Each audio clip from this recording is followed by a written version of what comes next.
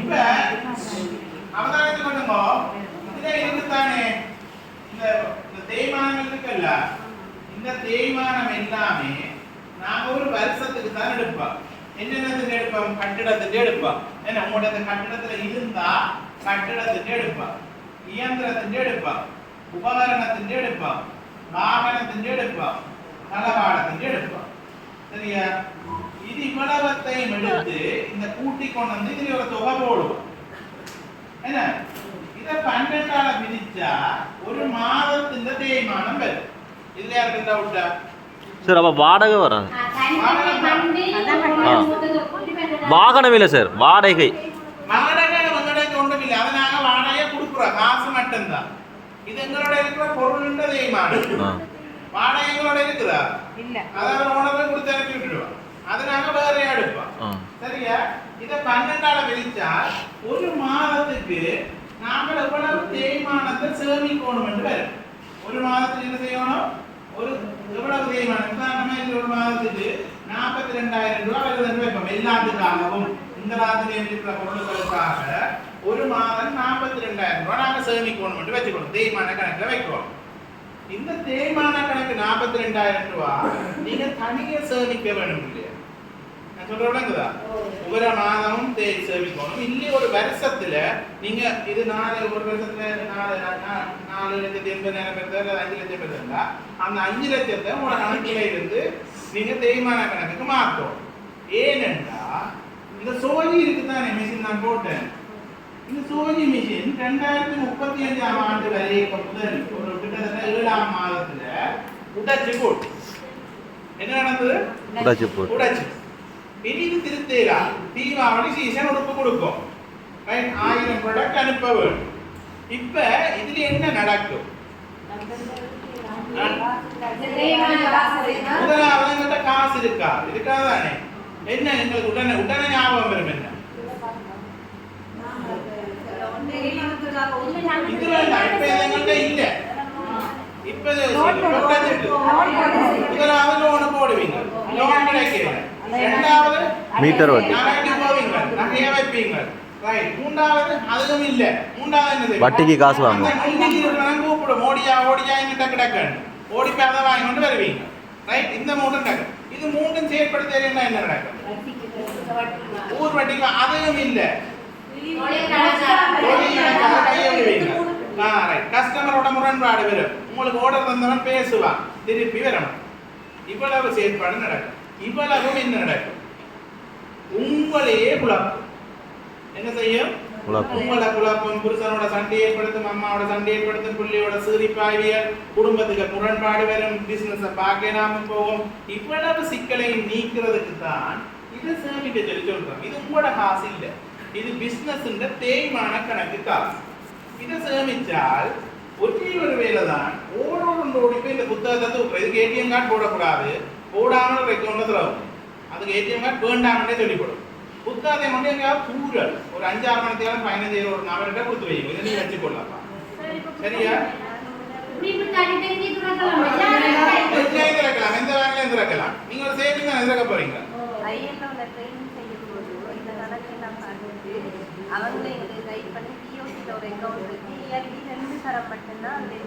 நாங்க இயலில 2 தரம் இல்ல, அது நான் செய்ய விட மாட்டேன். உடைச்சா மட்டும்தான் எடுக்க சொல்ல போறேன். நீங்க யோசிச்சு பண்ணுங்க. நான் கரெக்டா உங்களை சாலைகட்ட விடையில அதனால நான் போறேன். 42,000 ரூபாய் ஒரு வருஷத்துக்கு போடும், ஒரு மாதத்துக்கு போடணும்.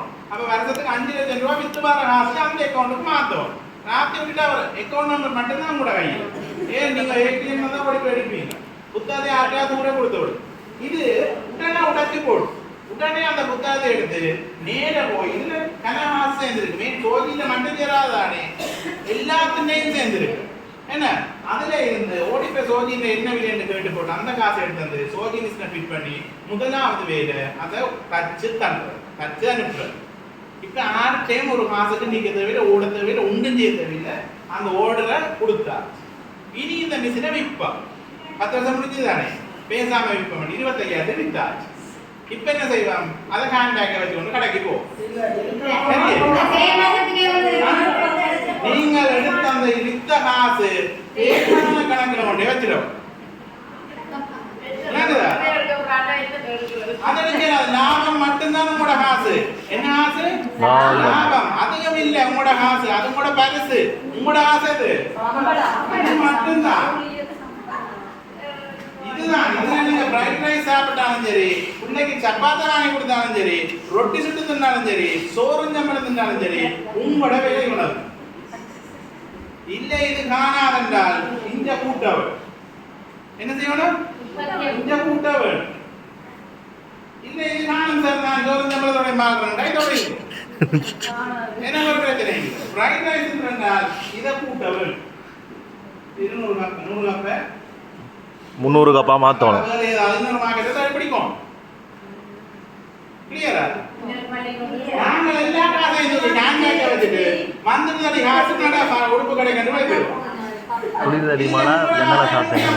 மட்டும்தான் 750 ரூபா காசுல என்னத்தை செய்யலுமோ அதுக்கு வாங்கணும். அதுக்கு மேலே 1 ரூபா எடுத்தாலும் வியாபாரம் படுக்க போகுதுன்னு அர்த்தம். இதுவரைக்கும் அவுத்திருந்தா இல்ல இல்ல. இப்ப இந்த தேய்மான காசு தனியா சேமிச்சே ஆக வேணும். நீங்கள் நாளைக்கு நாளைக்கு போய் கிடக்கலாம் அந்த அட்டவணையில போட்டு எஸ்டிமேட் பண்ணி போட்டு என்னோட வேணுமென்றாலும் இதாவில ஏதாவது டவுட் இருந்தா காய்ச்சி கொண்டு நான் கடையில 4 மட்டும் ஒப்புதல் அடிப்பேன். பின்னேரத்துல ஏதாவது வேணுமெண்டா காய்ச்சி கொள்ளுங்க. அவசரம் இருந்தா லேடிஸ் பகல்ல எடுத்துக்கொள்ளுங்க. ஜென்ஸுக்கு தான் இதாவது லேடிஸ் பகல்ல எடுத்துக்கொள்ளுங்க. என்னண்டா சிலது எங்க நினைப்ப மாட்டேன் தெரியாது. உங்களுக்கு வண்டி சார், எனக்கு வண்டி சார். இந்த ஜென்ஸுக்கு நான் எத்தனை மணிக்கு எடுத்தாலும் சொல்லுவேன். 11:30 தான் நான் நித்திரையே போவேன். அது வரைக்கும் தான் சொல்லுவேன். 42,000 எப்படி நாங்கள் சேமிக்கிறதுன்றதை சொல்லித்தான். உங்களுக்கு டவுட் இருந்தால் வாட்ஸ்அப்பில் அல்லது இந்த பர்சனல் வாட்ஸ்அப்புக்கு ஃபோட்டோவை எடுத்து போட்டுட்டு இதில் எப்படி சார் செய்யறேன்னு கேட்டால் சொல்லுவேன். சரியா? ஓ மிஸ் டைம் போகலாம். நான் நிற்க நான் ப்ரோக்ராம் எழுதிருப்பேன். சசி சார் ஆபீஸுக்கு போலாம் தானே? ஓ இது வரைக்கும் யாருக்காவது டவுட் இருக்கா? சரி.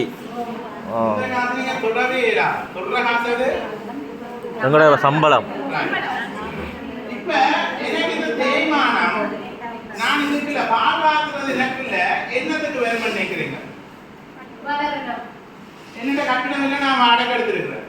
இயந்திரம் இல்ல, உபகரணம் இருக்குது. கேஸ் அடுப்பும் ஒரு சிலிண்டரும் பானை ஒரு 2 சட்டி அல்லது ஏதாவது அகப்பையோ இவ்வளவு தானே.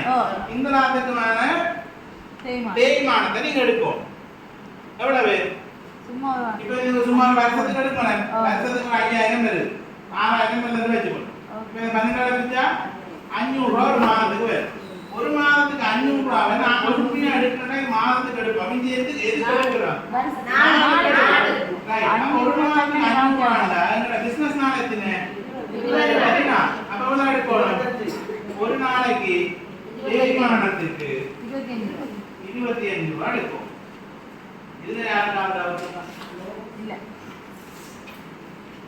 வடிவாக்களுங்க கேட்க நேரம் போனாலும் பரவாயில்ல. சாமி தேவையில அறிவு முக்கியம். இப்ப நான் இந்த எந்த பிசினஸ்ல நான் இந்த பால் காய்ச்சி கொடுக்க போற பிசினஸ்ல எனக்கு இது சட்டியும் பானையும் ஒரு கேஸ் அடுப்பும் ஒரு அகப்பையும் தான் இருக்கு. இந்த நாளத்துல பெருமதியை நான் கூட்டி பார்த்தா அது ஒரு வருஷத்துக்கு 6000 தேய்மானம் வருது. சரியா? இப்ப 6000 தேய்மானம் ஒரு வருஷத்துக்குன்னா ஒரு மாதத்துக்கு நான் என்ன செய்யணும்? 12 பிரிக்கும். இதுக்கு 500 ரூபா. 500 ரூபாய் நான் அப்படியே எங்க கொண்டு வந்தாலும் எங்களோட பால் விலை கூடிடும். ஏன் நான் இந்த 4 கிலோ போட்டு கொண்டு வரேன். அப்ப 4க்கு பிரிக்கிறோம். அப்ப 500 20 நாளாக பிரிக்கிறோம். ஒரு நாளைக்கு 25 ரூபாய். நான் எங்களோட வித்த காசுல 25 ரூபாய் எங்க சேர்க்கணும்? தேய்மானம் எடுக்கும். கிளியரா? 25 ரூபாய். அதான் இதுல வந்து 25 ரூபாய் தேய்மானம் போகும்.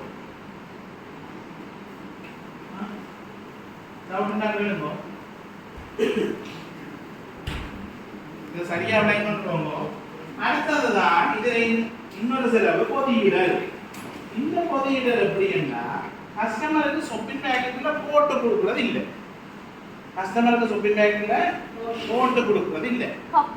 ஓ இதுல இந்த எந்த பிசினஸ்ல இந்த ஒன் டே கப், இந்த ஒன் டே கப்பை நான் கொண்டே கொடுப்போம். அதுதானே இந்த பொதியிடல். நான் ஒரு மிக்சர் செய்யறாருண்டா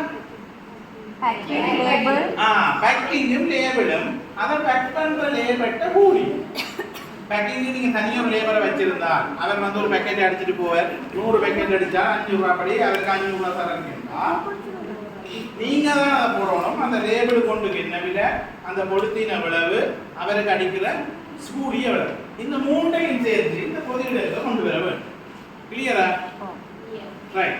இப்போ எனக்கு இந்த பொதியிடல 5 ரூபாய் சொன்னா சரி, ஒன்றுக்கு 5 ரூபாய் முடியும். கிளியரா? சரி, இப்போ இவ்வளவு கூட்டினா ஒரு நாளைக்கான நேர் செலவு எனக்கு வரும். சொல்லிக்கான நேர் செலவு வந்து இவ்வளவு வரும். இதை விட வேற ஒன்றும் இதுக்கு எடுக்கிறேன் இல்லை. இவ்வளவு தான் நேர் செலவு. கூட்டுங்க ரகன கூட்டுங்க. சாரி 100 கப்பண்டா மொமெண்ட்டே இருக்கு. என்ன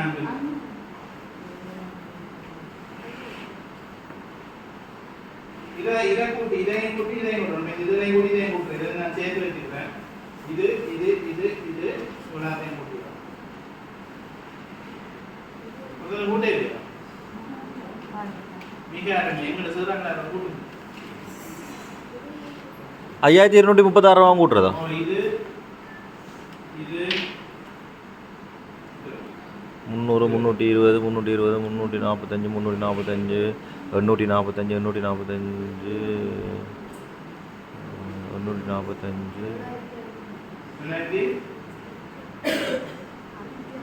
845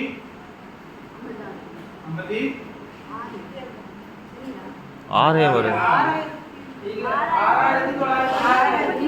கடைசியில் 2 வரும். 2 பேரும் கடைசியில் சாரி அது 2 வரும். 6000 இல்ல 16 இப்போ நேர் செலவு அவங்களுக்கு 6900 தேவை எவ்வளவு நேர் செலவு? 6900 6900 இனி நேர் செலவு அல்லது மரபு செலவு இருக்கா?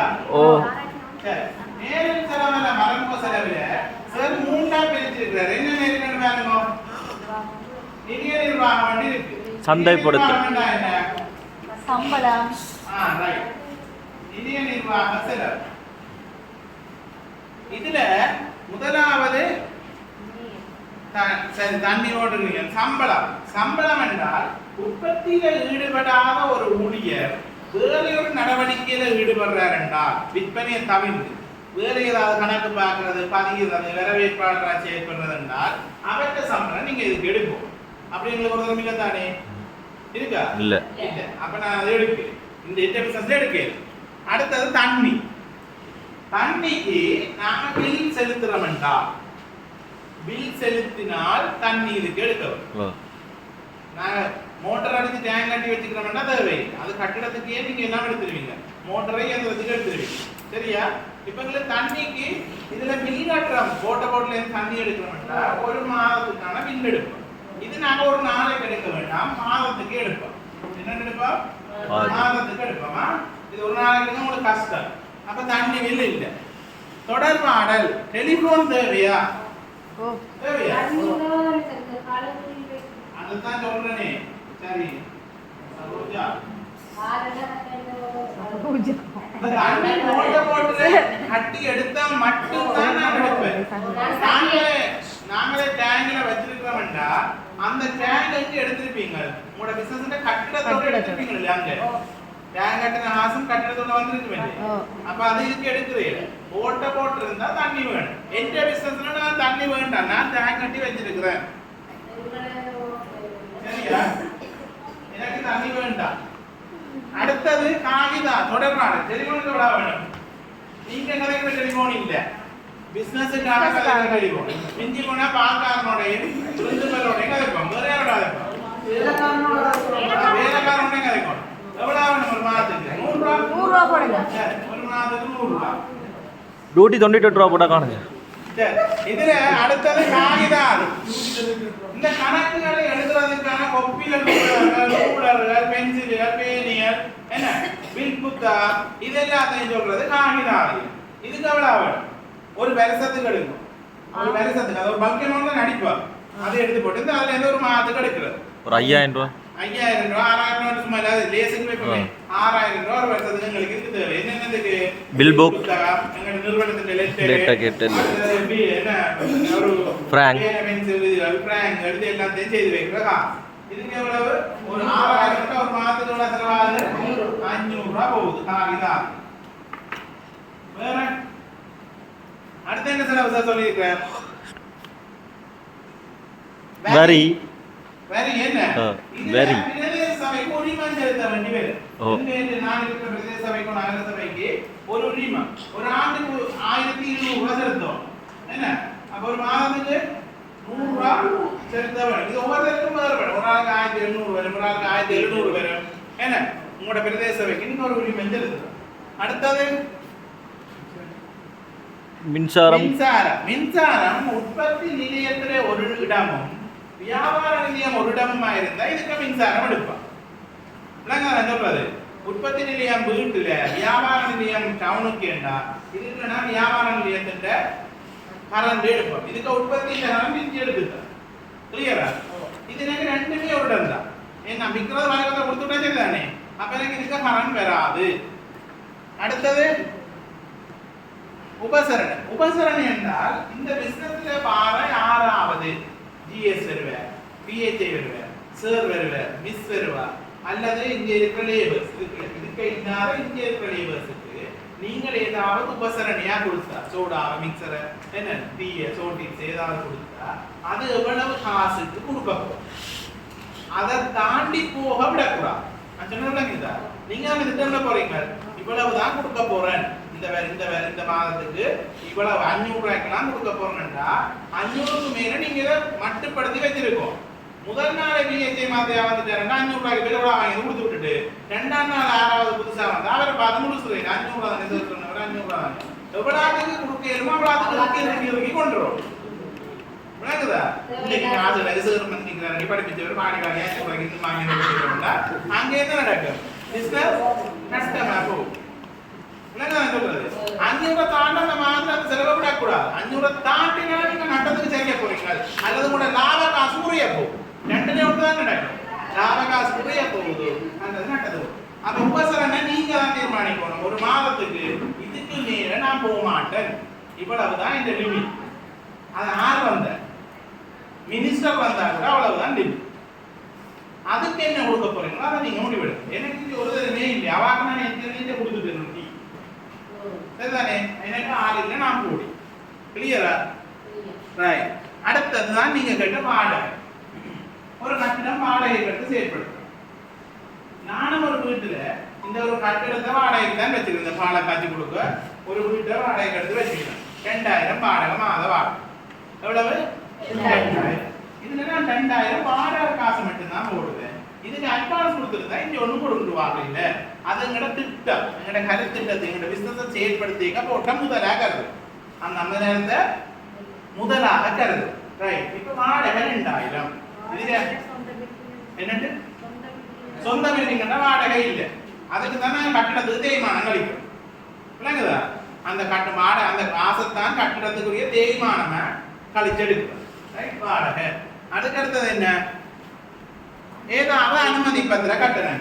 அனுமதி பத்திரம் கட்டணும்னா நான் மெடிக்கல் எடுக்க வேண்டும். இந்த பிசினஸ் எடுக்கணும் கூடாது, எடுக்கணும். அப்ப நான் ஒரு வருஷத்துல 6 மாதத்துக்கு ஒருக்கா மெடிக்கல் எடுக்கணும்.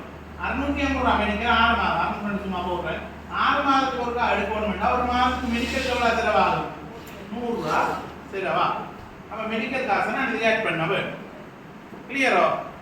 ரைட். அடுத்தது ஊழியர் நலன்புரி. இது லேபர்ஸ். இந்த லேபர்ஸ் இருக்குதானே, இது கிளினிக் லேபர்ஸ்.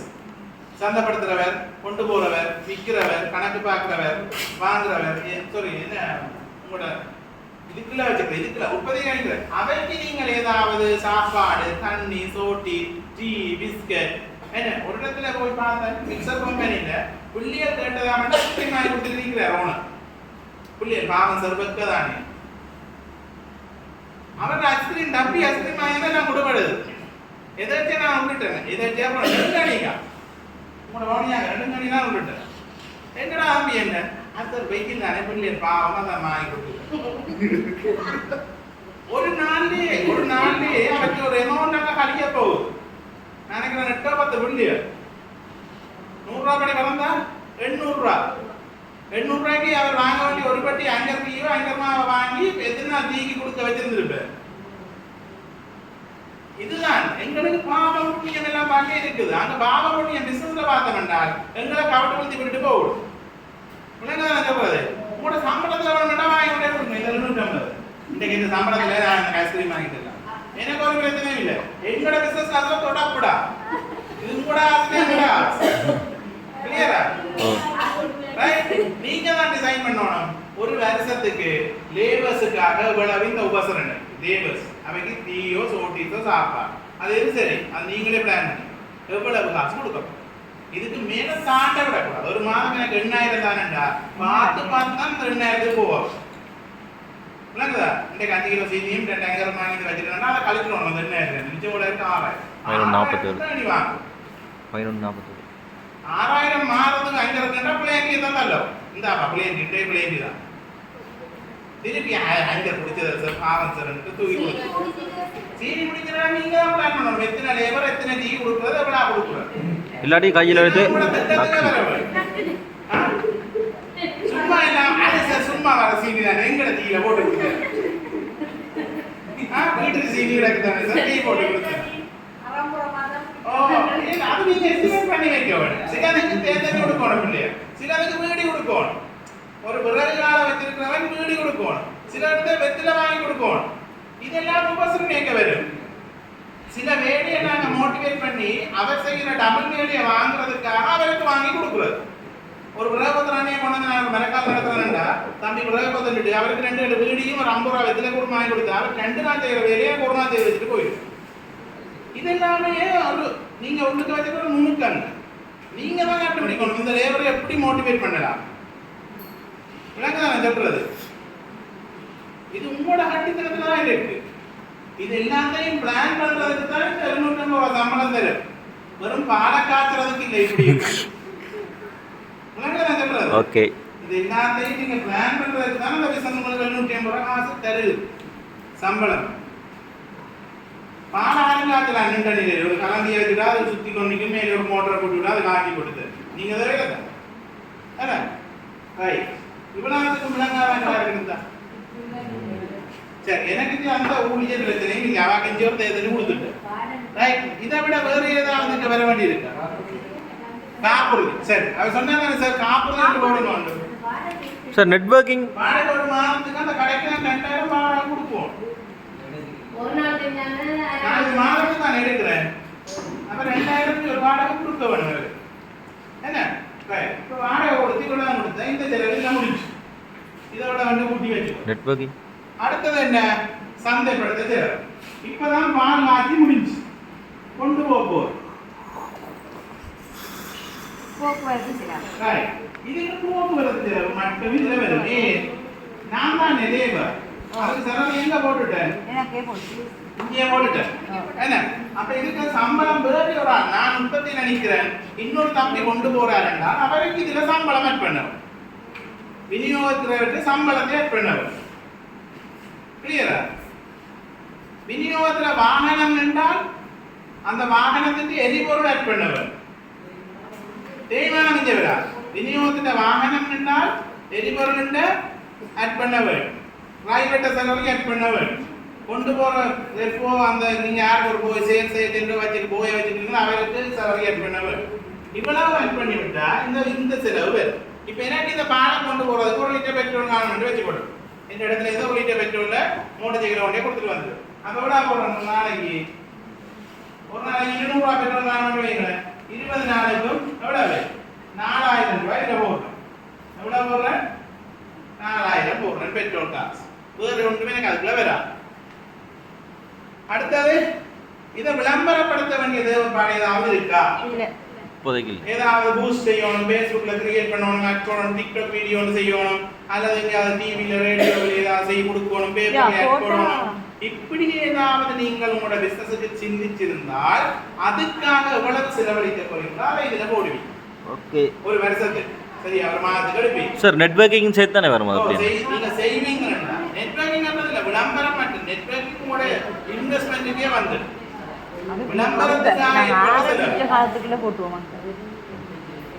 மாசம் மாசம் அதுக்கு காசு கிடைக்கும். இதுக்கு பிறகு என்ன தேவை? தரகு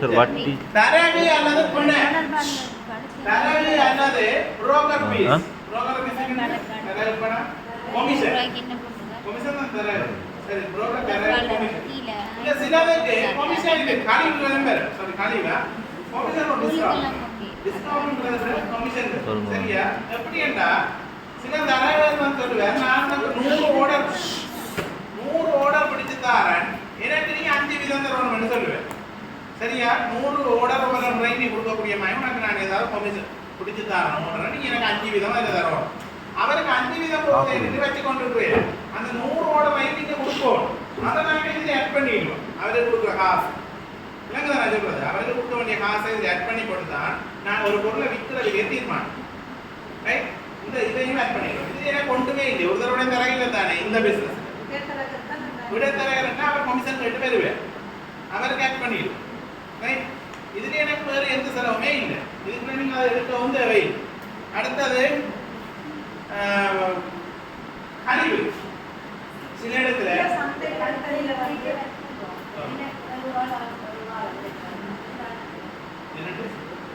இல்ல நீங்க இந்த இந்த ஏற்கனவே நீங்க ஒரு பொருளுக்கு விலைய மதிப்பிடேக்க இவ்வளவு நடக்கும் என்று நினைச்சுதான் மதிப்பிட வேண்டும் தரக பெறாமல் போனால் உங்களுக்கு அந்த காசு லாபத்துல கூடும் உனக்கு நான் சொல்றது தரகர் இன்றைக்கு வரையில நான் தரகுக்கு இந்த வருஷத்துக்கு 50,000 பிடிச்சு வச்சுக்கிறேன் யாராவது தரகு பேசி வந்தால் அவருக்கு 50,000 பிடிச்சு வச்சுக்கிறேன் இந்த வருஷத்துக்கு நான் அந்த 50,000க்கு தரக பெறாமலே நான் என் பொருளை வித்து போட்டேன்னா அந்த 50,000 உங்களுக்கு சுத்த லாபத்துல வரும் தரகர் கொடுக்க தேவையில்லை தானே அந்த 50,000 உங்களுக்கு சுத்த லாபமா வரும் கிளியரா தரகர் இல்லாம போறோம் நாங்கள் எதிர்பார்க்கிறோம் ஏன் உங்களுக்கு டார்கெட் பிசினஸ் செய்யணும் டார்கெட் இந்த மாதிரி எல்லாம் தரகரை பிடிக்கணும் இதுக்குள்ள கொண்டு போகலாமா இப்படி கொண்டு போகலாமா இதே தான் உங்களோட சிந்தை ரைட் இப்போ சில சுஜி பேருக்கெல்லாம் 100 கிலோ வச்சாலும் 10 கிலோ வச்சாலும் கழிவு கொடுக்க வேண்டி வரும் என்ன 50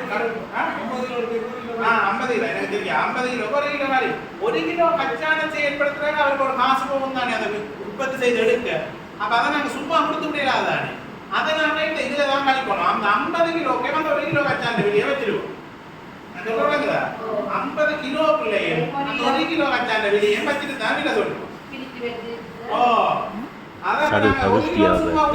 அதுக்கு மிஷின் வேணும் பாட்டப்பம் வேணும் தண்ணி வேணும் கூடி வேணும் ஆய வேணும் கிட்ட வேணும் எல்லாமே செய்யணும் அந்த 1 கிலோ வேணும் 50 கிலோ வச்சாங்க வச்சுட்டு வெளியே சொல்லி விட்டுருவோம் இவ்வளவு வெளியே ஆனா அவருக்கு என்ன சந்தோஷம் நான் 50 1 கிலோ வச்சா கழிவு கொண்டு போகும் கிளியரா எனக்கு ஒன்றுமில்லை தானே இதுல ஏன்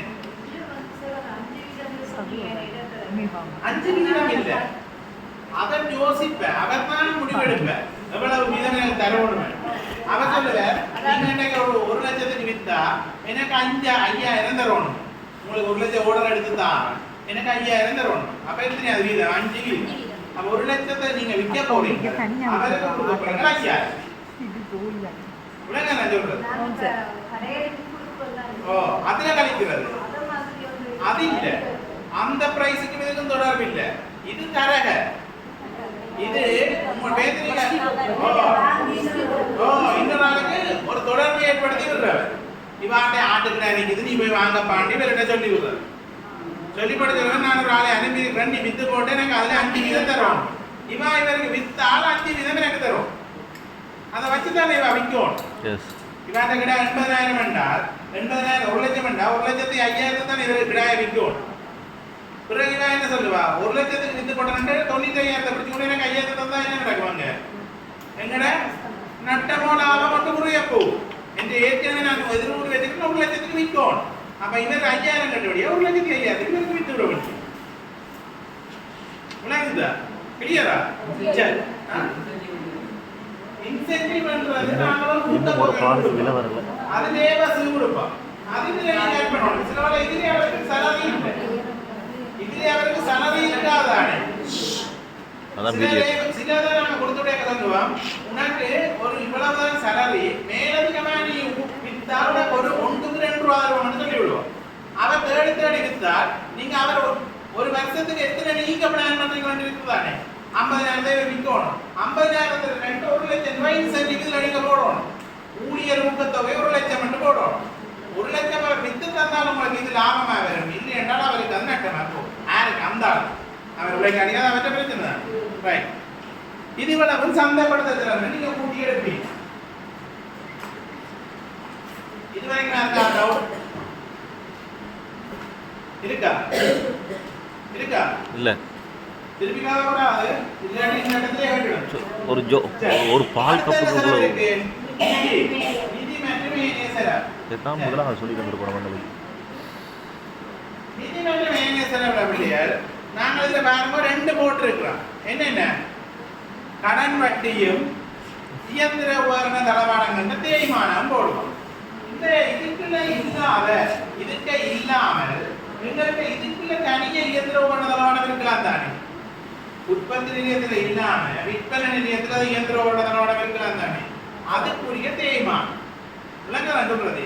இது வீட்டுல நடக்குது, இது வெளியிடத்துல நடக்குது, இது வெளியே. இப்ப இதுக்குள்ள இது ரெண்டு சேர்த்து ஒரு இடத்துல நடக்கலாம். எனக்கு ஒரு பிரச்சனையும் இல்லை. அந்த ஒரு இடத்துல நடக்க அவதான் சொல்லணும். இதுல நீங்க அந்த முறுக்கு புளியில மெஷினை தான் இதுக்கு எடுத்திருப்பீங்க, லாஜி சட்டியை தான் எடுத்திருப்பீங்க. சரியா? அங்கால வச்சிருக்க மேசை மாதிரி எடுத்திருக்க மாட்டீங்க. இதுக்கு எடுத்துக்க கூடாது. ஏன் அதான் முறுக்கு புளி தான் மேசாதுல, அதனால 10,000 தான் நடக்குது. அந்த மேசாதுல நான் இதுக்கு எடுக்க வேண்டும், நிதிக்கு எடுக்க வேண்டும் தேய்மானம். விளங்குதானே சொல்றது? எங்கட உற்பத்தியில பயன்படுத்தப்படாத கட்டிடம், இயந்திரம், உபகரணம், தளவாடம் இதுகின்ற பெருமதியில வார தேய்மானம் நான் ஏற்கனவே சொன்ன மெதட்ல நீங்கள் எடுத்துக்கொண்டு இதுக்கு கொண்டு வர வேண்டும். எனக்கு இதுக்கு ஏன் தேவையா?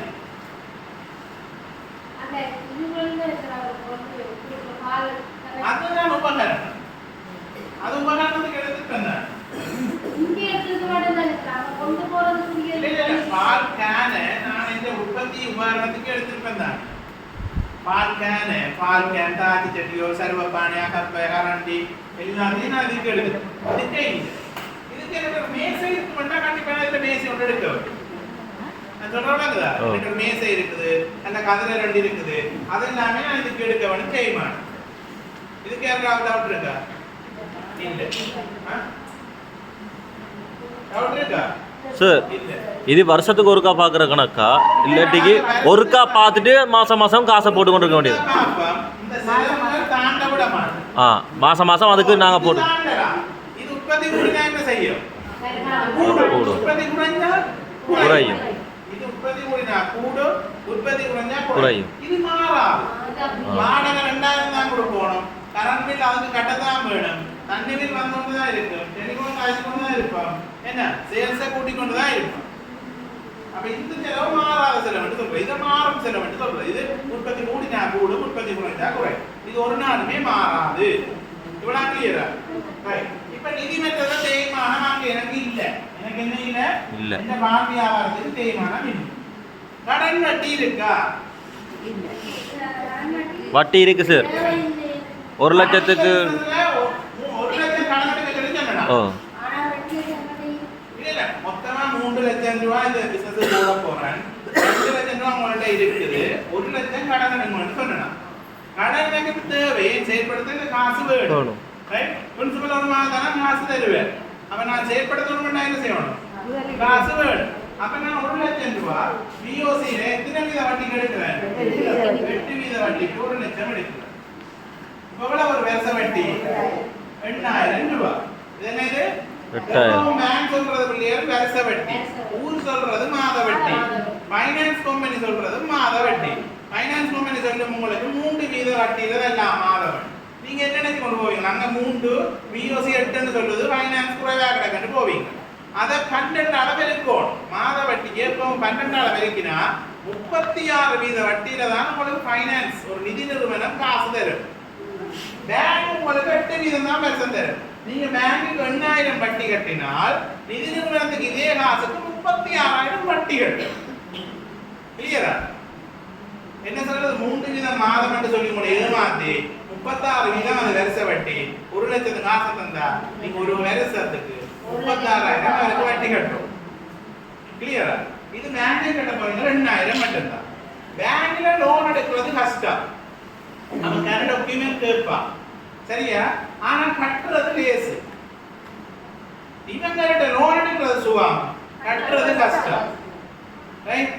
இதுக்கு பிறகு இவன்கிட்ட போய் லோன் எடுத்து போட்டு வாழ்நாள் முழுக்க உழைச்சு 36,000 ரூபாய் காசு நீங்க அங்க 8,000 ரூபாய் கட்ட வேண்டிய இடத்துல 36,000 ரூபாய் காசை அவனுக்கு வட்டியா கட்டவன் இல்லைங்கதா ஒரு மாதம் தவறுனா அதையும் கூட கட்டவன். இப்ப ஓரளவு யோசிங்கோ, இவங்க கஷ்டப்படுத்தி தந்து சுகமா வாழ வைப்பாங்க, அவங்க சுகமா தந்து கஷ்டப்பட்டு சாக பண்ணிப்பாங்க. நீங்க தான் முடிவெடுக்கணும் யார்கிட்ட போறது. சரியா? மைக்ரோ ஃபைனான்ஸ் என்றது உண்மையில பங்களாதேஷில் உருவாக்கப்பட்டது. உங்கள மாதிரி சிறுதொழில் முயற்சியாளர்கள் நுண்தொழில் முயற்சியாளர்கள் மேலவார் அங்கே லாப நோக்கமற்ற நிறுவனமாக இயங்கினது. இந்தியா அவங்க லாப நோக்கத்தோடு வைக்கிறதால 36% உங்களுக்கு வட்டி அறவுதான். இவங்கள் 8%. பேங்க் போகும் வருஷ வட்டியை தான் சொல்லும், நிதி நிறுவனங்களை போகும் மாத வட்டியை தான் சொல்லும். மாத வட்டி சொன்னா நீங்க 12 திருப்பி பார்க்கணும். பார்த்தீங்கன்னா வட்டி சில விட இப்ப பேங்கிங் கல்லறைக்ஸ் வச்சிருக்குது, உங்களுக்கு அடைவு இருக்கு, மாதாந்தம் 1% என்று காட்டும். என்னென்று காட்டும்? 1% இல்ல மாதம் 1% என்று காட்டும். மாதம் 1% என்றால் அது வருஷத்துக்கு எவ்வளவு காசு? 12%. 12,000. 1 லட்சத்துக்கு 12,000 12% நீங்க கட்டணும். அப்ப 1 லட்சம் ரூபாய் காசை நீங்க நகை அடைய வச்சு வாங்கினா அவருக்கு ஒரு வருஷம் முடிய அவருக்கு 12,000 வட்டி கட்ட வேண்டும். 1 லட்சம் முதல் கட்ட வேண்டும். இல்லைங்களா? டவுட் இருக்கா? இல்ல. இப்ப எவ்வளவு வட்டி ஒரு வருஷத்துக்கு? 8,000. அப்ப ஒரு மாதத்துக்கு எவ்வளவு கட்டணும்?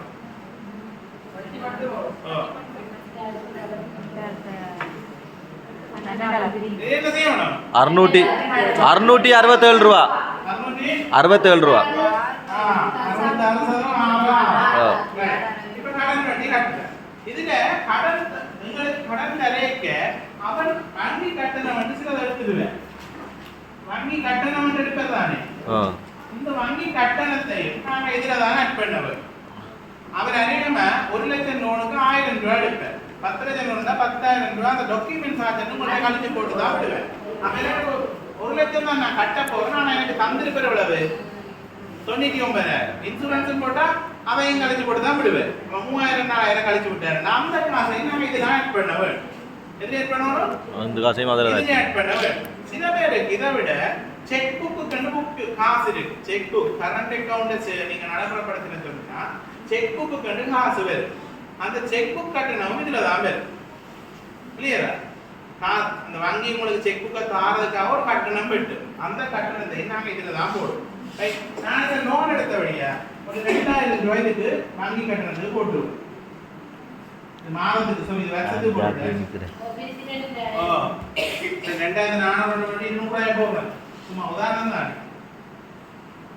200 ரூபாய் இப்போ எவ்வளவு? 866 ரூபாய் 66 சார். இதுவரைக்கும் நான் இருக்காது நான் கேட்டுட்டேன். அது தவிர நாங்கள் 1 லட்சம் ரூபாய் எடுத்த கடன் தொகை இந்த கேஸ் குக்கரா இருக்கும், சர்வச்சட்டியில இருக்கும், கற்கண்டுல இருக்கும். அப்ப நாங்க இதை எப்படி செய்வாங்க?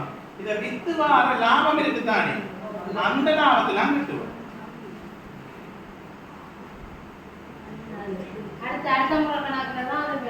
அடுத்த முறை கணக்குல பெறாது. ஏனென்றா நாங்க 1 லட்சத்தை எத்தனை வருஷம் கட்டுறோமோ அதை நாங்க பிரிச்சுட்டோம் 2 வருஷம். அப்ப ஒரு வருஷத்துக்கு 50,000 கட்ட போறோம். 50,000 கட்ட பண்ணோம்டா கிட்டத்தட்ட ஒரு மாதத்துக்கு 4,200 கட்ட போறோம். என்ன 4,000 3,700 கட்ட போறோம்.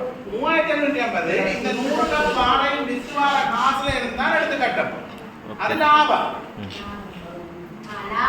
லாபத்துல தான் பேங்க் லோன் கட்ட போறோம். ஏனென்றா அந்த காசுல தான் இந்த சொத்தை சேர்த்து வச்சிருக்கோம். கிளியரானே? இங்க நாங்க சொத்து சேர்த்து வச்சிருக்கோம், பேங்க்ல லோன்ல தான் சொத்து சேர்த்து வச்சிருக்கோம். இது சொத்துக்கு சம பொறுப்புகளாக நேற்று சார் சொல்லி தந்த எங்கள்கிட்ட இருக்கிற கடனும் எங்கள்கிட்ட இருக்கிற சொத்துக்களும் எப்பவும் சமநிலையில இருக்கும். கிளியரா? இதுல 20,000 கொண்டு பர்த்டே செய்துட்டா என்ன நடக்கும்? என்ன நடக்கும்? 20,000 கொண்டு பர்த்டே செய்தா இங்க முதலீடுக்கு அந்த பிசினஸ் செய்ய கடன் கட்டேனாம போ. கிளியரா? இது தொடரவே கூடாது. இதுல தொடவே கூடாது. தொட்டா நீ செத்த.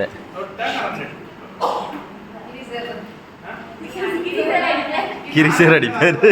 தொட்டா இத கரண்ட் அடி. இதுவரைக்கும் யாருக்கா விளங்காட்டிக்கு விளங்கிட்டு சார்.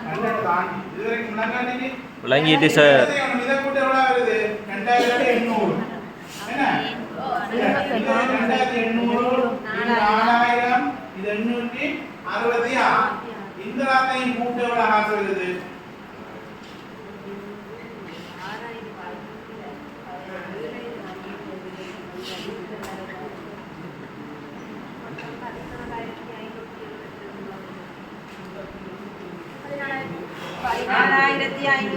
எவ்வளவு 17,072 இப்ப பாருங்க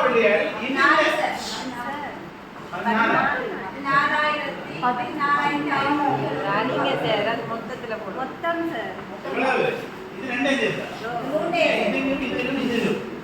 இது மூணே மூட்டலாமா இது நாலு இல்ல கிடக்கு பிள்ளைகள் இது மாதத்துக்கு இல்ல கிடக்கு நாயமே சேர்க்கல இது நாய் பூனை இது நாலுல கிடக்கு இது மாதத்துல கிடக்கு அப்ப ஏதாவது ஒன்றுக்கு மாத்தணும் ஒன்றுல நாலுக்கு மாத்தணும் இல்ல மாதத்துக்கு மாத்தணும் எதுக்கு மாத்த போறீங்க மாதம்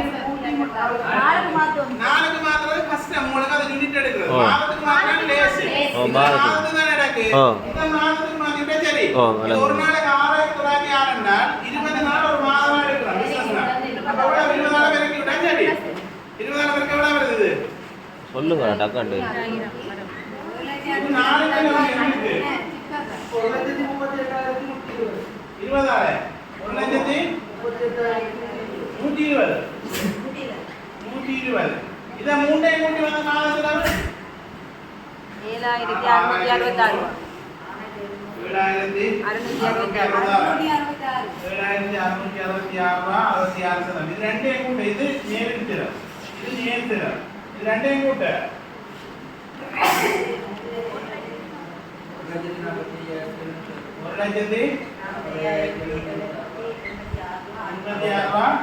1,86,66 இது எத்தனை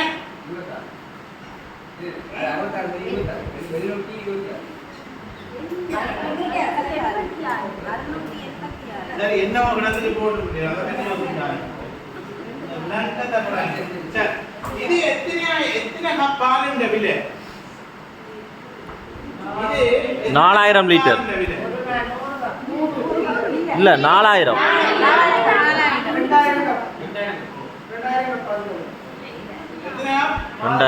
2000 மாதத்துக்கு ஒரு நாளைக்கு 100 கப் அடி 20 நாளைக்கு 2000 கப் இது 2000 தலங்க என்ன செய்யணும் பிரிக்கணும் பிரிக்க வேணும் பிரிங்கடா பிரிச்சா ஒரு கப் பாலுண்ட உற்பத்தி விலை எவ்வளோ ஒரு 70 ரூபா 72 ரூபா 84 சதம் சரியா இப்ப இது உங்களுக்கு என்ன விலை உங்களுக்கு இந்த பாலை காய்ச்சி கொண்டே கொடுக்கறதுக்குமான உற்பத்தி செலவு இதுல லாபம் இருக்கா இல்ல இல்ல இப்ப நாங்க இதுல லாபத்தை ஏற்ப பண்ண வேணும் இது விளங்காத ஆரம்பிக்கிறீங்களா இது விளங்கிட்டு சரி இது நேர் செலவுன்றது இந்த செலவு இது நாங்க ஒரு நாளே கண்டு வச்சிருக்கோம் 20 நாளைக்கு பெருக்கினா இது நேரின் செலவுன்றது இந்த லவ் செலவு இதை நாங்க ஒரு மாதத்துக்கு கண்டு வச்சிருக்கோம் அப்ப இது ரெண்டையும் ஒரு மாதம் ஆக்குறதுக்காக இந்த 4 மாதமாக்கி இதுல வச்சிருக்கிறோம் இது மாதத்திலே இருக்கு அப்படியே கொண்டாடுறோம் இதை கூட்டி போட்டு ஒரு மாதம் நாங்க உற்பத்தி செய்யற அழகால பிரிக்கிறோம் ஒரு மாதம் 2000 கப் பாலை கொடுக்க போறோம் 2000 பிரிக்க ஒரு கப் பால் விலை வருது 72 ரூபா 84 சதம் இதுல யாருக்காவது டவுட் இருக்கா இல்ல இல்லையா இப்ப 72 ரூபா 84 சதமா இருந்தா ரைட் நாங்க இதுக்கு லாபம் ஆட் பண்ண வேண்டும் 25 சரி இது அடிக்கட்டா ஆமாம்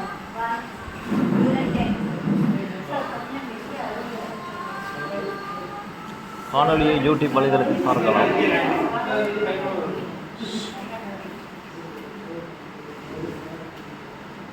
சேருக்கே களைச்சு போயிட்டு தண்ணி கொடுங்க சேருக்கு போட்டோவோடே போடக்கூடாது பிசினஸ் போக வேணும் போட்டோ எடுத்து அடியே சும்மா போட்டோ எடுத்து வச்சுக்கலாம் வீடியோ எடுத்து வைக்கிறேன் சொன்னா சரி ஓ எல்லாருக்கும் 72 ரூபா 84 சதம் என்ன சார் இது என்ன இதுக்கு பேர் உற்பத்தி செலவு இப்ப இந்த ரெண்டு விஷயம் நடக்கும் ஒன்று அதிபரோட பேரம் பேசல் ஒன்று நடக்கும் என்ன நடக்கும் பேரம் பேசல் நடக்கும் விலையில இது நாங்கள் சராசரி ஒரு பேக்கேஜினை அடிச்சு விற்கிறது என்றால் இது வேறு அது வேறு.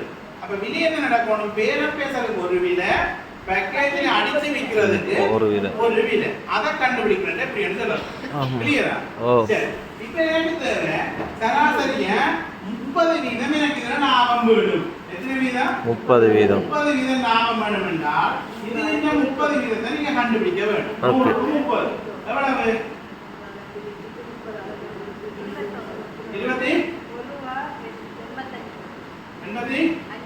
கூட்டுங்க. இது ரெண்டு, இதுதான் இந்த 30% லாபம். எவ்வளவு? 94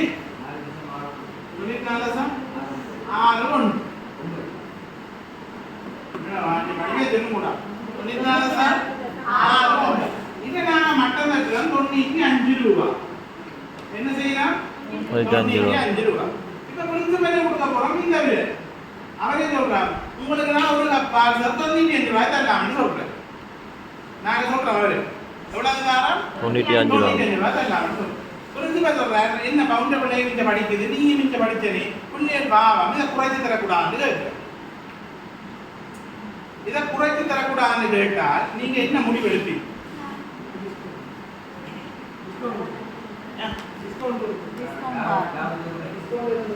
இப்ப என்ன நடக்க போகுது? லாபத்தால எங்களுக்கு புரிய போகுது. ஆனா 3 வருஷம் இந்த பிசினஸ் செய்யலாம். இப்ப நீங்க தான் முடிவெடுக்கணும். லாபத்தால குறைக்கிறதா பிசினஸை கைவிடுறதான்றது முடிவெடுக்கணும். லாபத்தால குறைக்கணும். அப்ப எங்களுக்கு ஆக குறைஞ்சது பேங்கின் வட்டி எஃப்டி ரேட்டின் 2 மடங்கு. எத்தனை வீதம் சொன்னா? 15 வீதம். 15 வீதம் ஆக குறைஞ்சது இருந்தால் நாங்கள் பிசினஸ் இப்போதே செய்து கொண்டு போகலாம். அப்ப எவ்வளவு போகலாம்? 72-84. 15 வீதத்தை நீங்க அடையாளம் பண்ணி வைக்கோ. அது எவ்வளவு?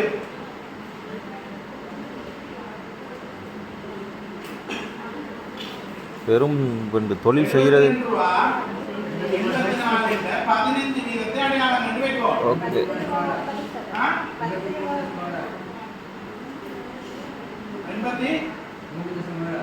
கூட்டியല്ലോ ഇതിലെ വീതം 15 വീതം. 10 രൂപ ദിവസം അങ്ങാണ് 3 രൂപ 10 രൂപ 92. ഇപ്പൊ 83 രൂപ 76% உங்களோட மனதிலே இருக்கவே என்ன இருக்கணும்? மனதிலே இருக்கணும். இப்ப பிரின்சிபல் 85 ரூபாய்க்கு தாங்க கொண்டு கேட்கிறேன். இதை கொடுக்கலாமா கொடுக்க கூடாது? கொடுக்கலாம். ஏன் இதுல எங்களுக்கு 15 வீதத்துக்கு மேல ஒரு லாபம் இருக்கு. பிரின்சிபல் 80 ரூபாய்க்கு தாண்டு கேட்கிறேன். கொடுக்கலா? ஐயோ சார் கூட நினைக்காதீங்க, உங்களுக்கு பாசிட்டிவ் வேற ஆகிட்டு வந்துடும். இல்ல சார் எனக்கு அதுல 15 இருக்குதுன்னு அந்த எல்லாம் சொல்லலாம். அது மூச்சும் காட்டக்கூடாது. இந்த 15 கூட மனதில் வச்சிருக்க வேணும். இதுதான் வெளியில சொல்ற விலை. இதுவரைக்கும் ஆறார் குறைஞ்சு வாரானோ அவனுக்கு இதுவரைக்கும் கொடுத்து தள்ளி இல்லைங்க நான் சொல்றது. 83 ரூபாய்க்கு இருக்கிறதுக்கு கஸ்டமர் வருவான், 95 வாங்குறதுக்கும் கஸ்டமர் வருவான். ரைட்? இதுல கிளியரா? 93 வாங்க 83 கேட்டாலும் கொடுப்போம். எங்களுக்கு 15 வீதம் வரும். இதுல வாங்கி கொண்டு போறோம் கஸ்டமர்ல 30 வீதம் வரும். இதுக்கும் கஸ்டமர் இருக்கான், இதுக்கும் கஸ்டமர் இருக்கான். இதை குறைய வந்தால் அந்த விலைக்கு நீங்க இந்த பொருளை கொடுக்க கூடாது. கொடுத்தாங்க நீங்க ஒரு லாபம் இல்லாத ஒரு பொருளை சும்மா இருக்கு பிசினஸ் இது ஒன்று. கிளியரா? டவுட் இருக்கா? சரி. 15 இது 15 வீதம். 100 ரூபாய்க்கு 15 ரூபாவது குறைஞ்சது இருக்கும். அது எவ்வளவு இருக்குன்றதை பார்த்துட்டு அவன் இதை கூட்டி போட்டு வா. இது 30 சராசரியா ஒரு 30 வீதம் வைக்கிறான். எதுக்கு வீதம் வைக்கணும்ட்டு சராசரியா 30 45 வீதம் போகலாம். இது எல்லாமே நீங்க சந்தையில இருக்கிற போட்டி பொருள் ஏனி ஆக்கள் விலை, உங்களோட போட்டி பொருளோட சமாந்தரமான பொருள் என்னென்ன விலை போகுது அதுக்கு ஏற்பதான் நீங்க லாபம் வைக்கும். சார் சொன்ன 30 வைக்க சொல்லி 30 வச்சு கொண்டு போறீங்க. சில வேளை 20 வைக்க வேண்டிய கட்டங்களும் இருக்கு. கிளியரா? கிளியரா? சரி. இப்ப இந்த விலை புடவக்கடையில இப்படி இருக்கு. புடவக்கடையில ஒரு பொருளை போய் தூக்கினீங்கன்னா இந்த விலையில இருக்கு. இப்படி போட்டு இது நான் சின்ன அமௌண்ட்ல போறேன். அவன் இந்த 9500 ரூபாய் போடுறான். வை இப்படி இருக்கு.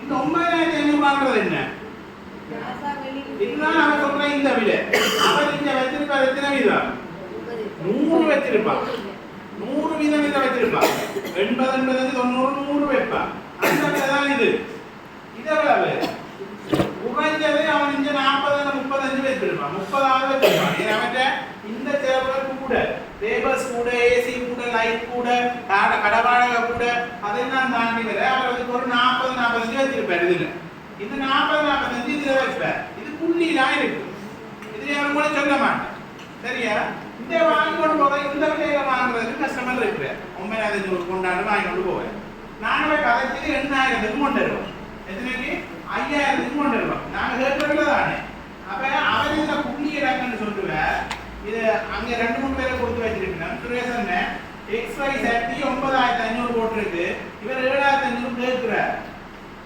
உண்மையாக புள்ளிக்கு அங்க விலை மதிப்பிட்டு இருப்பான் 6,500 இந்த பொருளை விற்க கூடாதுன்றதான் புள்ளி ஏஸ்மெண்ட் வைங்கள 6,500 புள்ளியை இந்த புள்ளி விற்கலாம் 7,500 கேட்டுட்டேன் டக்குன்னு என்ன சொல்லுவேன் சுரேஷ் கொடுக்கலாதான் எங்கட கஸ்டமர் தான் பார்த்து கூடன்னு சொல்லிடுவேன் நாங்க அங்கே தான் போயிருப்போம் அவன் எங்கட கஸ்டமர் தான் டக்கு ஞாபகத்தில் நீங்க வராது ஒன்றாம் விலையில இந்த வந்துருக்கீங்க பரவாயில்ல தலையிலாத கொஸ்தான் முடியுது உங்களுக்கு எல்லாம் அவருக்கு எவ்வளோ கிடக்காங்க அதுல 1,000 ரூபாய் மேலதிகமா இருக்கு இது 45 வீதத்தான் வைப்பேன் அப்ப 45 வீதத்தை தாண்டி ஒரு லாபம் அங்கே இருக்கு அதுல இருக்கு ஆனா 100 வீதம் வரா கிளியரா இது பேரம் பேசல நீங்க இந்த புள்ளியில நீங்க நான் இந்த பார்வையா பார்க்கல குறைஞ்சது 15 வீதமாவது பட்ஜெட் தான் பேரம் பேசல சரி கிளியரா இதை இப்ப பிரிண்ட் பண்ண வேண்டிய ஒரு பொருள் வச்சுக்கோங்க டெய்லியா பிரிண்ட் பண்ணணும்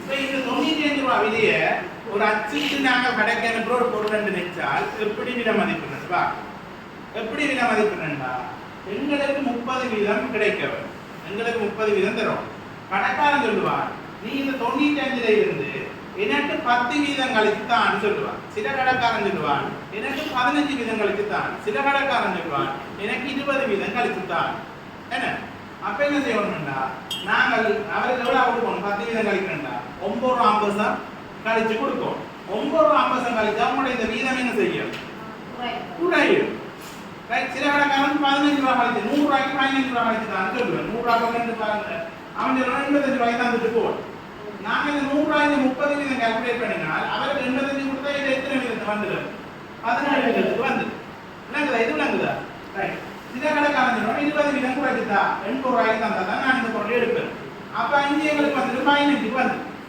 எங்களுக்கு தேவை எவ்வளவு 30 வீதம் கண்டிப்பா தேவை அப்ப நாங்க 30 வீதம் தேவை என்றால் இந்த விலைய சரியா 95 இந்த விலைய நாங்க என்ன செய்ய போறோம் 120 மாதம் என்ன செய்யணும் அவருக்கு 95 ரூபாயோட எவ்வளவு ரெக்கமெண்ட் தானே வைக்க போறோம் எங்களுக்கு 95 ரூபாய் கிடைக்கும் அவருக்கு அவர் 20 வீதம் கேட்கிறாருன்னா இதுக்கு நாங்க அவருக்கு சரியான விலையை வைக்க வேண்டும் ரைட் அப்ப இதை நாங்க என்ன செய்யணும் என்றால் 80 ஆல 83 20 வீதத்தை இதுல நீங்க அவதானித்து கொள்ளுங்க அவர் 20 ரூபாய் மேக்ஸிமம் இப்ப கேட்கிறாங்க கடையில் எந்த கடைக்காரரும் 20 வீதம் இல்லாத பொருளை வாங்க மாட்டாங்க ரைட் அப்ப 20 ரூபாய் கேட்கிறாங்கன்னா நீங்க இதை 20 கழிச்சா 80 ரூபாய் ரைட் 80 ரூபாய் இல்ல 80 ரூபாயை நீங்க 100 ஆல பிரிக்க வேண்டும் அப்ப எவ்வளவு வரும் 0.8 இப்ப 95 ரூபாயை நீங்க 0.8 ஆல பிரிச்சீங்கன்னா ஒரு மில்லி ஒன்று வரும் அதை சொல்லுங்க என்ன வேண்டும்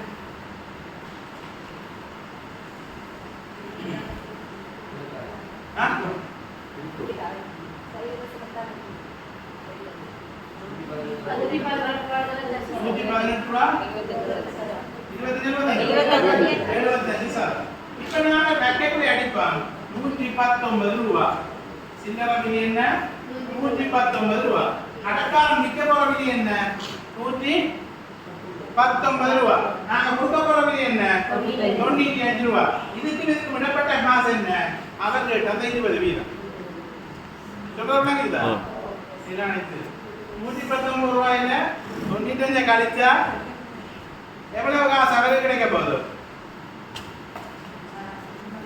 24 ரூபா விளங்கு 95 ரூபாய்க்கு நாங்க இந்த பொருளை விற்க வேண்டும் 95 ரூபாய் விற்க தானே வேண்டும் விற்க கொண்டு போற பொருளை நாங்கள் பிரைஸ் அடிக்கிறோம் சில பொருளை பக்கெட்ல அடிக்கிறோம் தானே என்ன பிரைஸ் அதை அடிக்கிறதா இருந்தால் நாங்க சரியான விதி எடுக்க வேணும் அதை கடைக்காரன் கேட்டு ரேட் டிமாண்ட் பண்ணுவோம் 20% தான் 30% தான் 15% தந்தா தான் எடுக்கணும் சரியா அநேகமா இப்பத்த பலசர கடைக்காரோ சரி மொத்த வியாபாரியோ சில்லறை வியாபாரியோ 20%க்கு குறையாமல் உங்கள்ட்ட இது கொடுப்பாங்க மாட்டேன் 100 ரூபாய் பொருளா இருந்தால் அவன் சொல்லுவான் எனக்கு 80 ரூபாய்க்கு தான் 80 ரூபாய்க்கு இருந்தா எடுப்பேன்னு சொல்லுவான் சில கடைக்காரன் 90க்கு தான் எடுப்பான் சில கடைக்காரன் 95க்கு எடுப்பான் அது ஒவ்வொரு பொருளையும் ஒவ்வொரு இடத்தையும் ஒவ்வொரு தேவையையும் கருதித்தான் அவன் கேட்பான் ஆக கூட 20% கேட்பான் அப்ப 20% கழிவை தான் நாங்கள் எல்லாம் அடிச்சிடுவோம் அவனே கொடுக்கணும் தானே 20%. அப்ப அதுக்கு தான் இந்த கஸ்டமருக்கு 100 ரூபாய்க்கு 20 ரூபாய் கொடுக்கணும் என்றால் எங்களுக்கு 80 ரூபாய் கிடைக்கும் அதை தான் சைவரசம் எடுத்தாக்க இதுவரைக்கும் நினைக்குதா இந்த சைவரசம் எடுத்தால எங்களோட விலையை பிரிச்சா இது ஒரு பூமி நீங்க இதெல்லாம் குழம்பு தேவை 95 சைவரசம் எடுத்தால பிரிச்சால் இதுதான் அச்சு விலை இதுக்கு வர வெட்டினதானதுல நான் உங்களோட கொடுத்து அச்சிட போறேன் நான் ஒரு பகோடா செய்கிறேன் ஒரு 1190 ரூபா போடுறேன் 1 கிலோ கண்டு வைக்கிறேன் 1190 ரூபா அடிச்சு போட்டு நான் கடைக்கு கொடுக்க போறேன் அதுக்கு 950 மிச்சமா வெட்ட காசு அவர் விற்க போறாரு 1190 நான் கடைக்கு கொடுக்குறேன் எனக்கு 950 ரூபா காசு தரும் நீங்க இதுல 15% கழிச்சு 80 ரூபாய்க்கு கொடுத்தா உங்களோட லாபம் உள்ள உரையும் இஞ்ச உரை இதே 95 கொடுத்தா எங்களுக்கு 30% பெறும் மிச்சம் கடைக்காரனுக்கு அதை பற்றி எங்களுக்கு எந்த கவலையும் இல்லை கிளியரா இது அச்சுற விலை அதுக்கு முதல் கருத்த விலை பேரம் பேசுற விலை மனதில் இருக்கணும் அச்சுற விலை இதுல இருக்கணும் உங்களோட வீத விலை உங்களுக்கு தெரிஞ்சிருக்க வேண்டும் ரைட் கிளியரா ஓகே இதுதான் விலையிடல் இதுல ஏதாவது டவுட் இருந்தா கேளுங்க நன்றி சேவைக்கு இவ்வளவு திருப்பி செய்து காட்ட ஐயோ இதேதான் இங்க கூட வரும் இன்னைக்கு மூலப்பொருள புரிய வரும் இங்க கூட வரும் நாங்க எதிர்பார்த்த ஒவ்வொரு சேவைக்கும் பிரிக்கிறோம் மணித்தியாலங்கள் அப்படிங்கிறோம் ஒவ்வொரு சேவைக்கும் பிரிக்கணும் மணித்தியாலங்கள நிமிஷத்துக்கு எவ்வளவு பிரிக்க வேண்டியது ஒரு 5 ரூபா சேவைக்கு வந்தா நிமிஷத்துக்கு பிரிக்க வேண்டியது சொல்லி தரலாம் ஒரு பிரச்சனை இல்லை இதுல நீங்க ஒவ்வொன்றுக்கும் தனியா எடுப்போம் மூலப்பொருள் இது எல்லாத்துக்கும் நாங்க வீதத்தில் எடுப்போம் சரியா இது எல்லாத்துக்கும் செய்கிற உற்பத்தி இந்த வீதத்தில் எடுப்போம் இதுக்கு எல்லாம் தனியா மூலப்பொருளுக்கு மாறும் தேய்மானத்துக்கு மாறும் பொதியிடலுக்கு மாறும் ஒவ்வொன்றுக்கு தனியா மாறும் கடைசியில உங்களுக்கு கஷ்டம் என்றால் இனி ஒரு வருங்காலத்துல சசிசருக்கு ஒரு டைம் எடுத்து கோயில செய்து பார்த்து எடுக்கும் ஆனா தகவல் நீங்க சொல்லி கொண்டு சேட்டை போயிட்டு நாங்கள் சேவைக்கு தேவைன்னு சொல்லி எத்தனை மணி தேவைன்னு சொன்னால் அவர்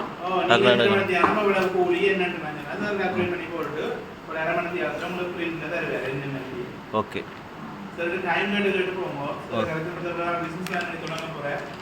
இப்போ நீங்க போய் வீட்டை செய்து பார்க்கணும் சார் ஒரு கோமெண்ட் தருவார் அதில் செய்து கொண்டு பிசினஸ் பிளானே கொண்டு தருவோம் ஓகே கிளியரா ஒரு டவுட்டும் இல்லையா இல்லையா நாங்கள் இறுதி கட்டத்தை நெருங்கிட்டோம்